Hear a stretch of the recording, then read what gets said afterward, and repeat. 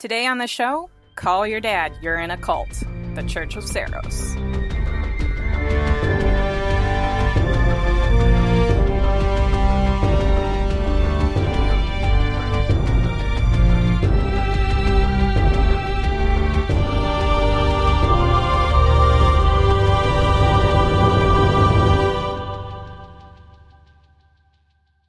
Welcome to Lore Party, the podcast that explores the stories, characters, and universes of our favorite video games. I'm Anna. And I'm Marnie. This season, we will be exploring the land of Fodlan while we dig into the lore of Fire Emblem, Three Houses. Woo! Yes, Woo! I'm so excited for this. Me too. I love this game. Yes, we have been talking about this game over text message incessantly for months now. Yes. The thing that I like about this game, too, is that there are a variety of paths that you can take, and now I think I've taken 3 of the 4, so I feel ready to talk about this lore. I've only taken 1, and if I'm going to be honest, I don't know if I'll ever be able to take another path playing this game, because I was so in love with my children immediately when I started playing. I took the Blue Lion houses, for those who are familiar, and fell in love with every single person in my house and wanted to marry all of them. Especially Sylvain, though. I mean, come on. That's obviously who I ended up with. I'm such a sucker. For me, when I played Blue, it was really hard to decide between Dimitri and Sylvain because, you know me, I need to be a fixer. I fix people, and Dimitri was so damaged. I just had to get him back to normal. We fell in love that way. He needed me. But Edelgard needed me too, and we walked together when I played with her. So it's tough. It's tough. I hope that through these conversations I can fall in love with all of the other amazing characters from all of the houses, but we'll see. I love my Blue Lions. I don't know if I'll ever be able to turn my back on them. If I play again, I might just play Blue Lions again. But that's part of the reason why I'm so excited to be able to talk about this and have to explore all the different aspects of this game, because there is so much to it. Like, when I first started playing this game, I was talking to somebody else who had played it, and I brought up something that I thought was like such a core fact to it.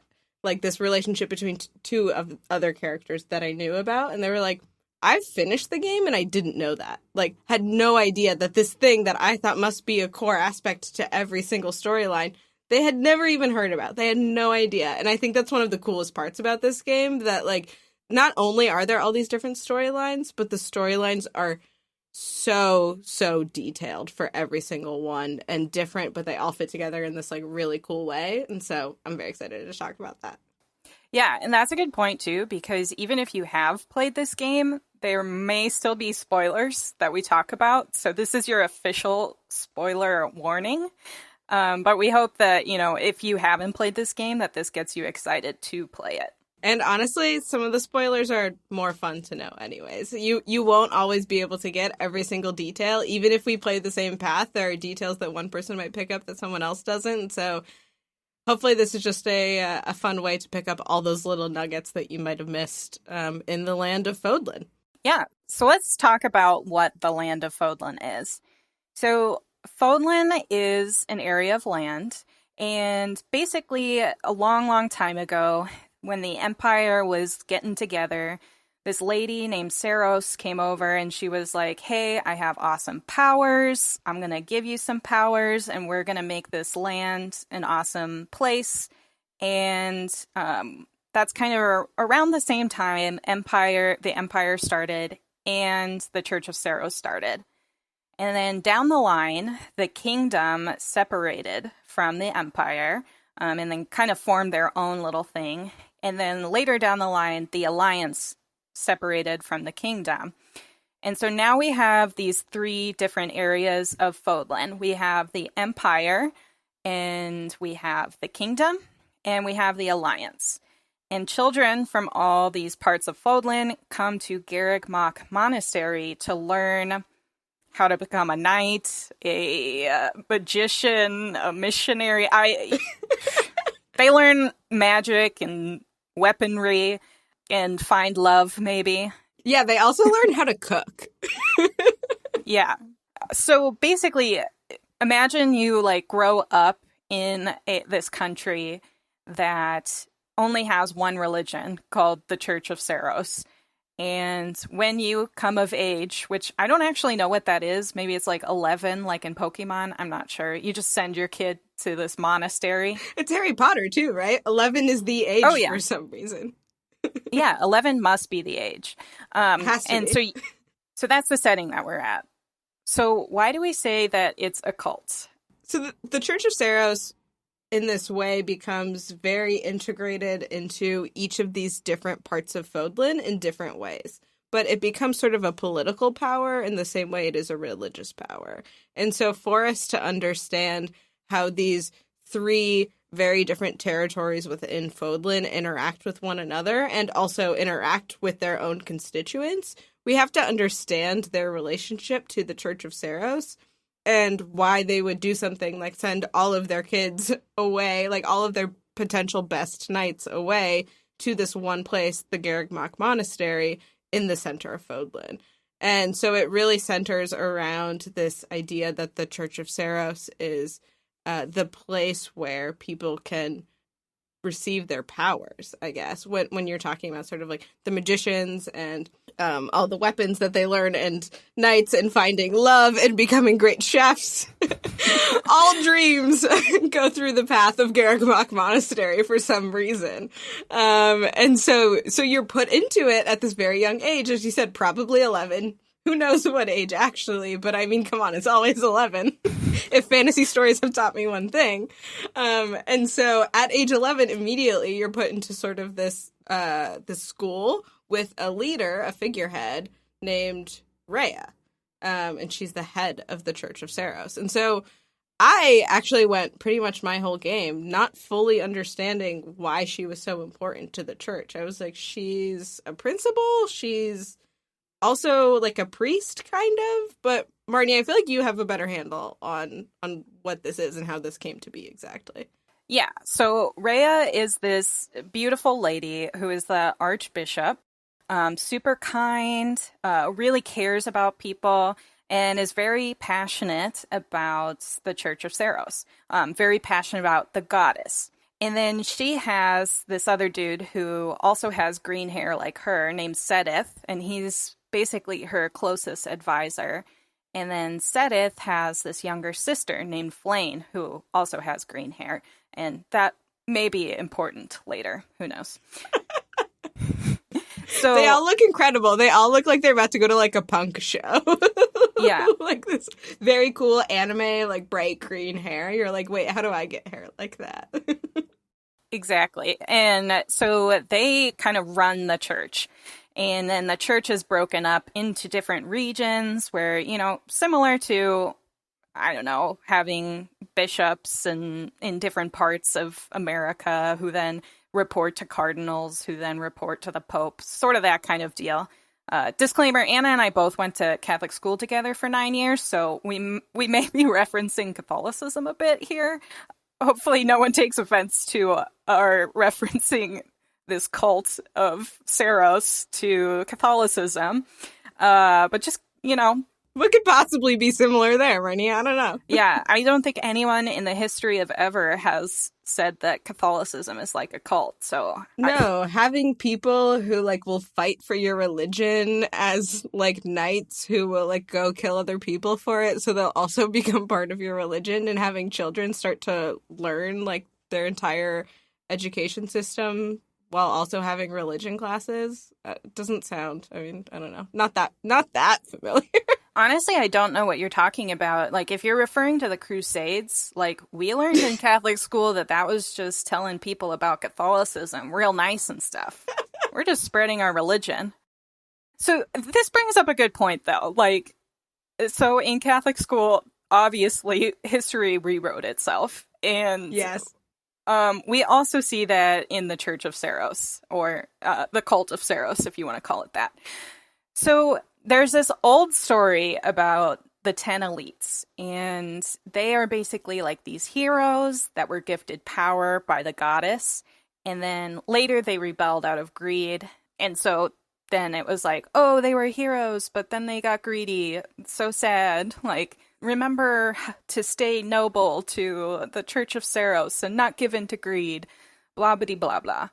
But actually, a long time ago, and I should say, this church has been around for like at least 100 years now. And so there's been enough time that people don't actually know these 10 elites anymore, personally. So whatever stories the church gives us, we're able to just take that for fact.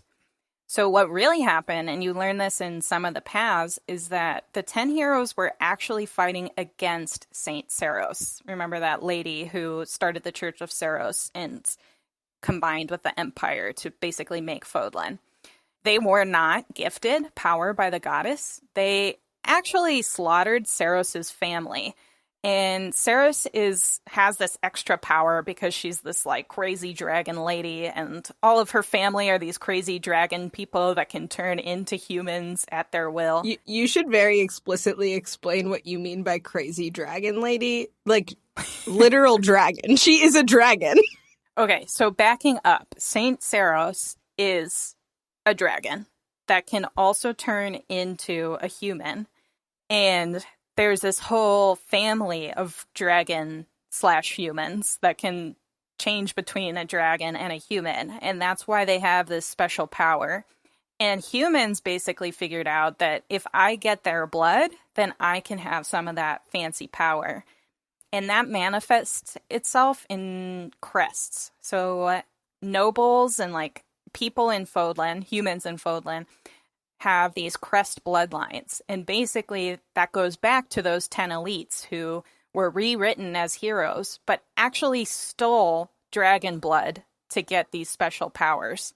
And so they probably rewrote this because there are still people hanging out there with crests, and they want these people with crests to be followers of the church, to fight for the church and use that special power for the church and not against the church. So if, like, thinking about me, like, if I found out my great-great-grandfather was fighting against the church, that might make me have mixed feelings about the church. Like, it's much easier if I'm like, oh, my great-great-grandfather was a hero, and it was a bummer, but he, like, was greedy and kind of fell because of that. But to be like, my great-great-grandfather was fighting against Seiros because he thought that she was bad, that puts a seed of doubt in my mind about Seiros.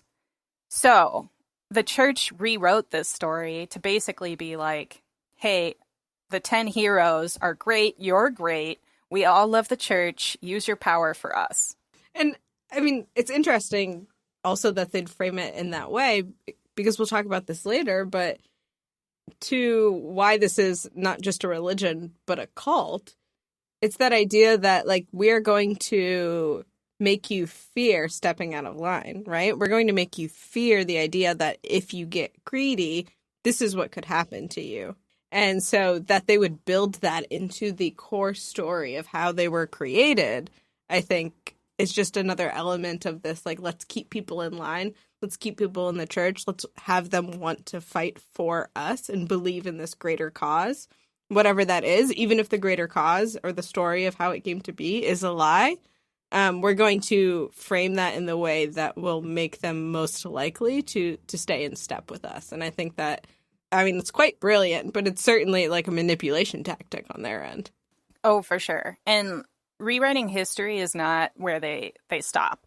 They control information in multiple ways. So there are certain books that are banned. So in the Yellow Deer Path, like, Claude is catching on to this, and he, like, finds some picture of something, and he brings it to Sedith, and Sedith is like, where'd you find that?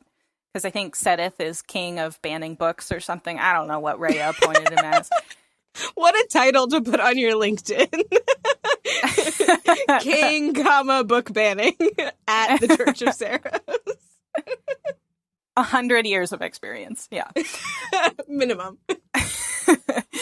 And they're also banning technology, as you find out. There are these other humans who slither in the dark, and they have some, like, sweet-ass technology. They also listen to dubstep, which I don't hear in any other part of Fodlan. So I don't know. Maybe Seiros has something against techno dubstep music. I don't know. The church choir music, I must say, there's like an option when you're at Garrick Mock. You can choose, in addition to cooking with the children who you teach at Garrick Mock, you also can sing choir songs with them. They're not great. Some of them kind of slap, though. We might just have different tastes. Rhea sings that one song that's like, my mother used to sing this song to me. And she's like petting your hair, and you're like, this is not weird at all.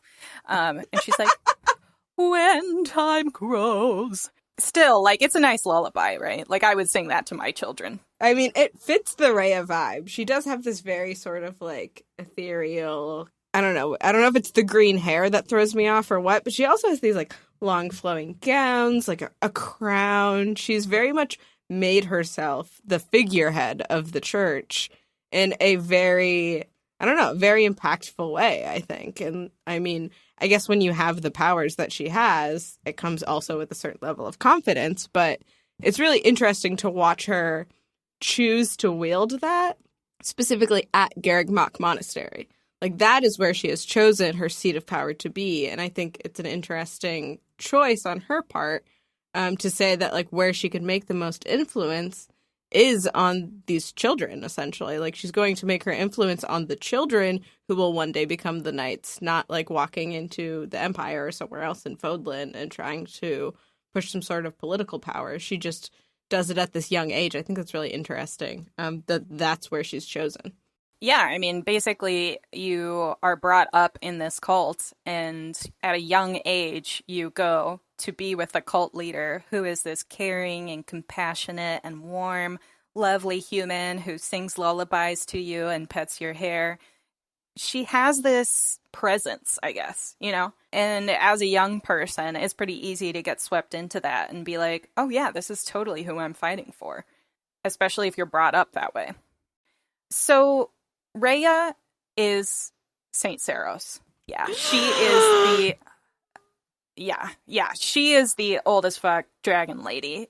And when you get her real mad, she may turn into a dragon. So like we were saying, she like seems so chill, kind, compassionate. But if you get on her bad side, she will turn on you. Anyone who questions her is considered an enemy. And this is where I'm like, okay, that is some cult shit right there. In one point of the game, I think it's like the Northern Church or something, they decide that she's a heretic. Is that the word? Yes, I believe that is the word. They also use apostate. I don't know if I'm pronouncing that correctly, but she's that too. And she like sends you out to go and deal with this, and then you bring some of them back, and she's like, yeah, I'm going to execute you for speaking out against me, which is, I mean, not ideal, right, for a peaceful nation.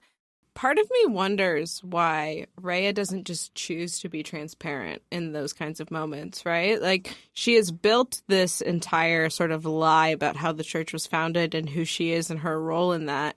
And while I understand why she would reframe the narrative at the beginning, when you say, like, she runs into these moments where people are like, you've become such a figurehead that you just want people to worship you, not the goddess, and then she's implying that she is the goddess. Part of me wonders, like, why not just say it? Like, it makes sense that people would be upset about the followers of the church worshiping a human instead of worshiping the god, right? It'd be like if I said that I follow the Pope above anyone else rather than Jesus, right? If I were part of the Catholic Church still. Oh, I'm sorry, you're not? You're not anymore? I didn't say that. Don't tell my mom. Okay, I won't. All of that to say, you know, like, you see the parallels, right, and how that would be an issue. Part of me wonders why she doesn't just say it, right? Like, why not just tell people who she is? Why not just, like, become her dragon self and, like... Let the dragon shine, honey. Yes. Don't hide your inner self, Rhea. Be who you are. Yeah, that's a good point. I guess, like, I wonder if people would turn on her, if that's what she's worried about. Just like, you don't believe me? Fuck you. I'm a dragon. Like, think about, like, I guess the people who slither or whatever, the Slytherins,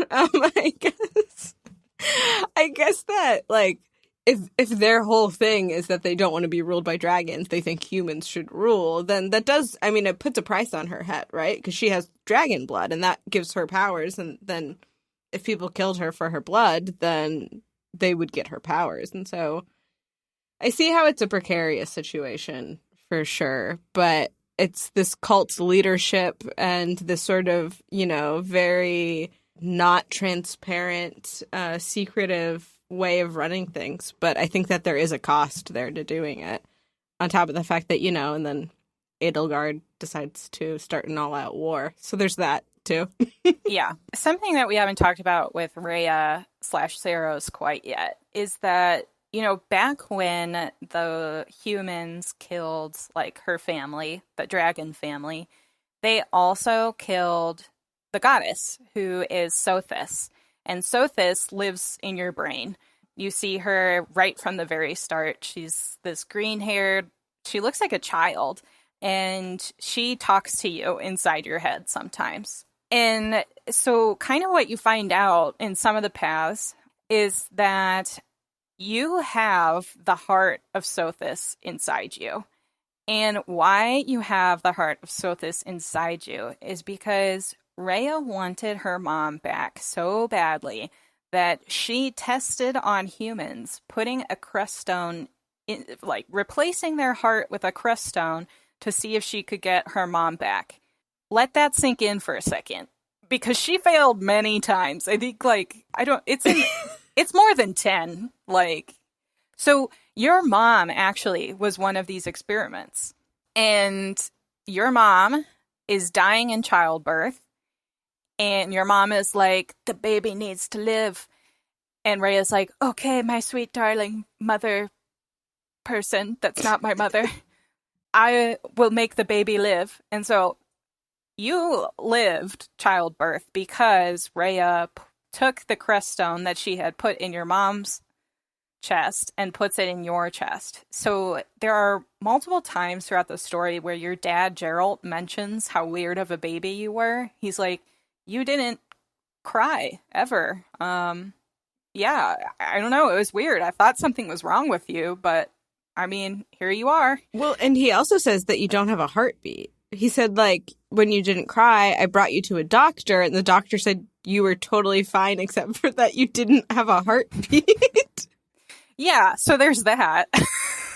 I guess, you know, the church has, like, banned certain books. Maybe they don't know that a heartbeat is necessary to live. I don't know. They're so behind on their, like, entire medical, like, abilities that it's like, well, we're not sure.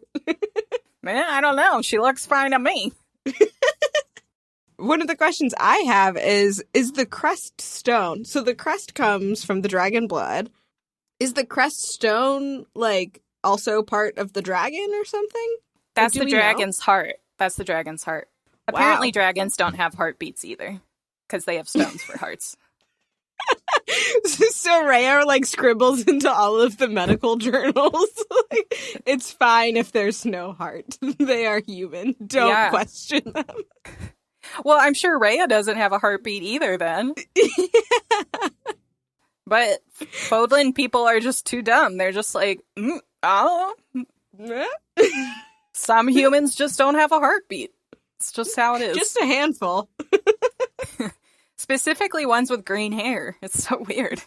Very odd. Yeah, so, you know, I guess dragons have green hair. It's kind of a theme that anyone with green hair is a dragon. So Rhea knows, she figures out that you're the baby that left Garreg Monastery a long time ago with your dad. And Anna will talk about that more. And so that's why when you come to Garreg, she's like, why don't you just be a professor? And people are kind of like, why are you a professor? No one has ever heard from you. You literally were fighting people for money like 2 days ago, and now you're teaching us? Like, what is up with this? And it's because Rhea's like, oh shit, that's my mom. I'm going to make my mom a teacher. Eventually, you fuse with Sothis when you like go into the very dark place, dark chamber that the Slytherins put you in. And Sothis is like, we have to fuse our souls so that I can get you out of this dark chamber. And Rhea's like, holy shit, it actually worked. You have green hair now. You are definitely my mom. Like, this is so cool. That's all it takes. Again, no one in all of Fodlan has boxed hair dye. It's not possible. The church bans technology such as hair dye. No overtone for the Church of Seiros followers. So, but yeah, if you join Edelgard's side, then and you attack Rhea eventually, Rhea's like, you aren't my mom, you killed my mom. So like, I don't know. Rhea just believes what she wants to believe. And if you don't believe it, then you're against her. And thus, a cult is formed. Right? Exactly. Like, if you don't believe it, then you're against her. If you're not with me, then you're my enemy, I believe, as the great Anakin Skywalker once said.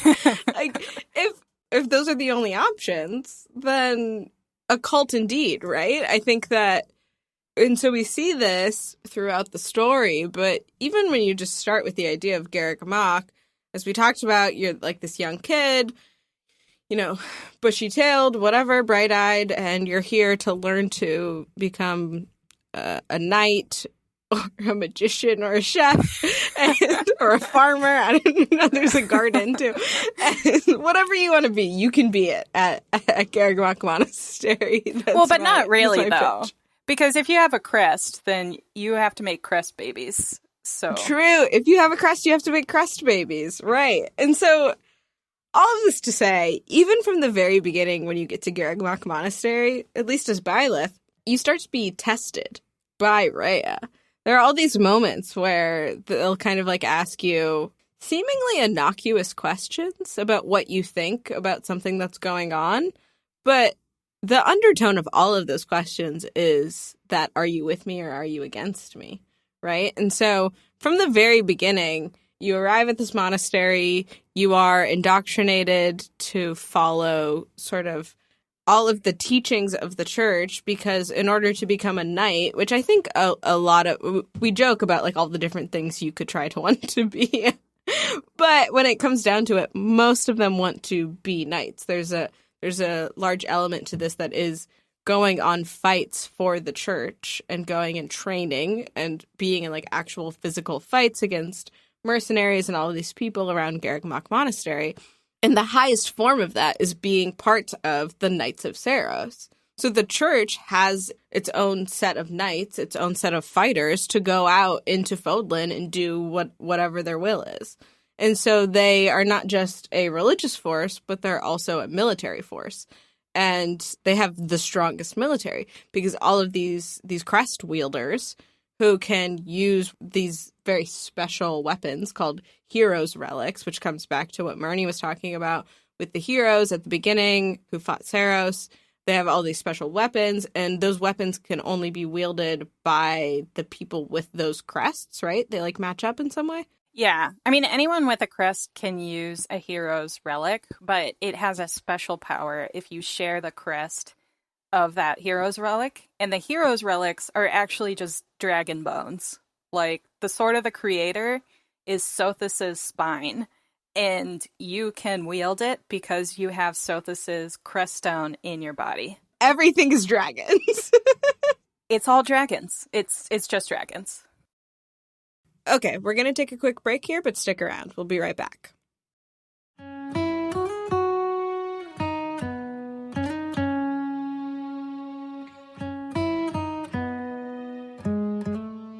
We interrupt this podcast with a message from a different podcast. Hello, my name is Lawrence, a producer and host here on Lore Party, and I'm here to talk to you about our Last of Us 2 series.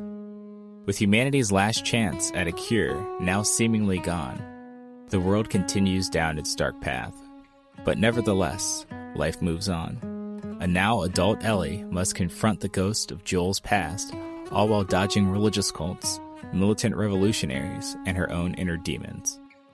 Tune in to our Last of Us series as my co-host Leo and I discuss the ultimate moral questions the game posits, the characters caught in this conflict, and a-ha's hit single, Take On Me. Just hop on over to our Lore Party feed and search The Last of Us 2. Well, that's enough from me. Back to your show.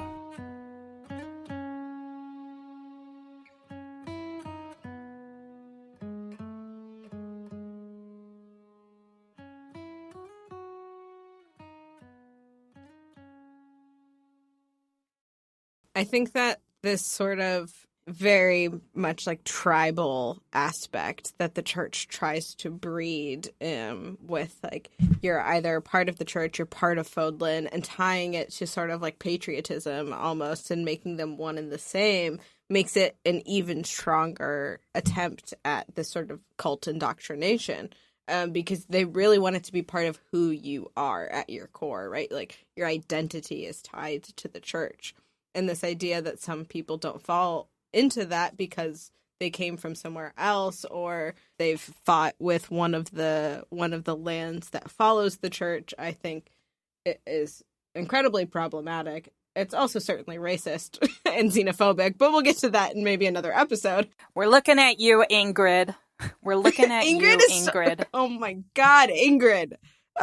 She has this idea of knighthood as core to who she is, because also the person who she was supposed to marry was a knight, and it's very involved. He was the brother of another one of her classmates.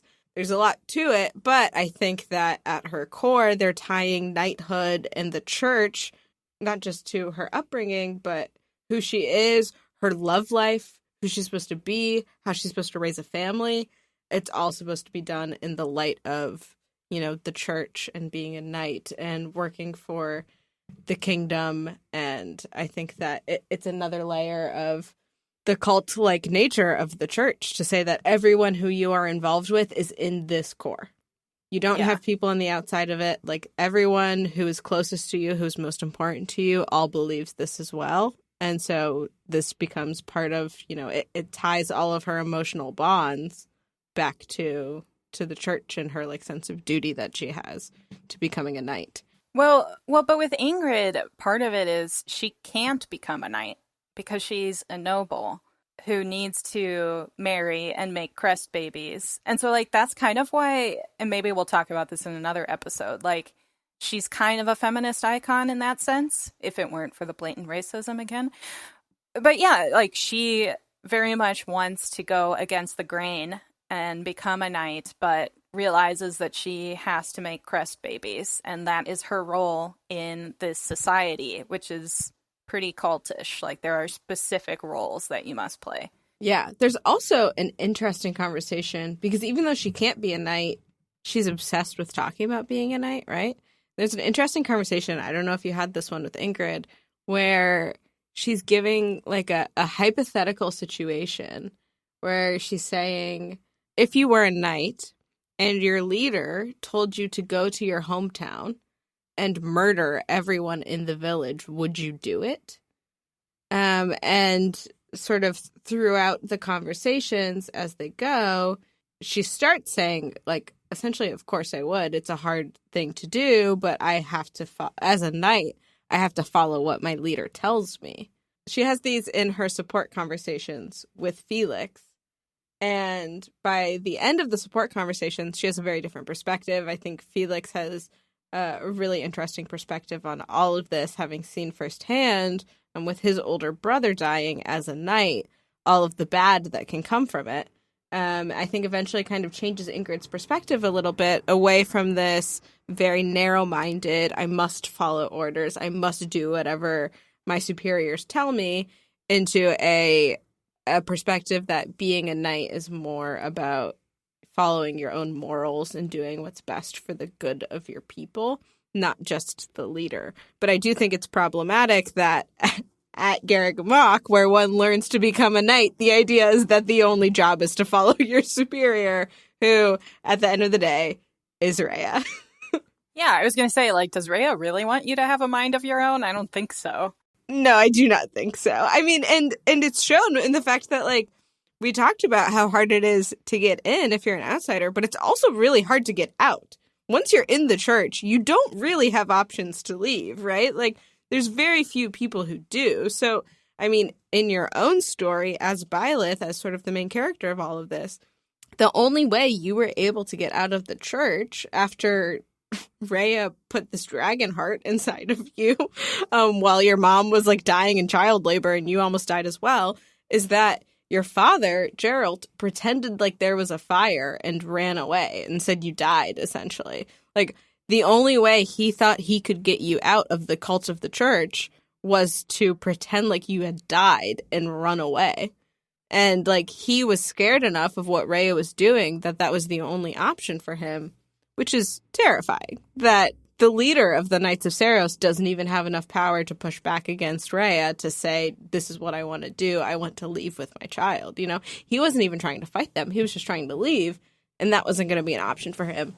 And so leaving isn't an option for, you know, if not the leader of the Knights of Seiros, who is it for? Like, and I think this brings us to Edelgard and how she ends up in this war, this all-out fight against the church. Going back to you and the heart, too, I feel like it's worth mentioning that Gerald doesn't even know that you have the crest stone inside you. So he is afraid of Rhea, not even knowing that he's taking away the baby who has Sothis's heart. He's already afraid of her. So she instills fear in him anyway. Yeah, right. And that's just thinking that you're a normal child. That's just thinking that you are the child of him and his wife. I don't know if they were married. They were married. So, very problematic. Edelgard not only chooses this all-out war eventually in, I believe, any of the paths you follow, but there's also a moment prior to her going into this all-out war where Rhea tells you to kill her. Rhea outright tells you to kill Edelgard, who at this time is still a child. Well, I think that's part of what makes this such a good game, is that it's not clear what's right or wrong. You may be going down one path, and it seems very clear that, you know, the Flame Emperor is evil. And you find out it's Edelgard, and maybe you are with the Black Eagles, and now you have to decide, do I continue on with Edelgard, who I have trained to be an awesome lady with an axe who's basically a tank and can take unlimited amount of damage? Or do I really believe that, like, Rhea is this good person and I have no idea why Edelgard would go against her? And, you know, when I went down Edelgard's path, I was like, oh, wow, there's a lot of shady stuff going on in the church. I didn't realize that. Because I think when you go through the Blue Lion path, it's very much like, you don't get a lot of that. Like, it's like you were brought up in Fodlan, right? You don't really question it too much. I just think that being able to play with these gray areas and that there is no clear right or wrong is something that makes this game so interesting. Yeah, and I think it's really interesting that you said that about, you know, the Blue Lion path kind of feeling like you were brought up in Fodlan.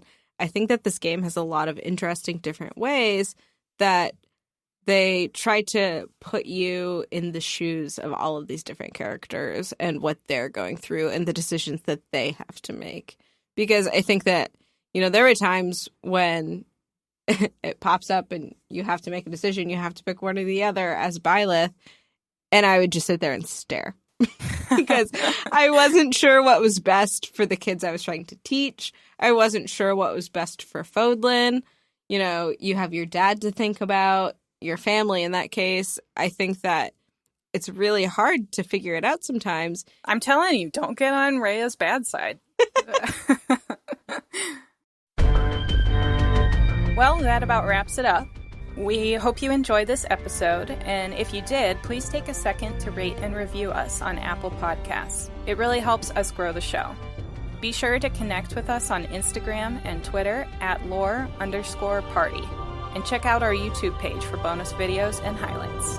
Thanks for listening, and we'll catch you next time.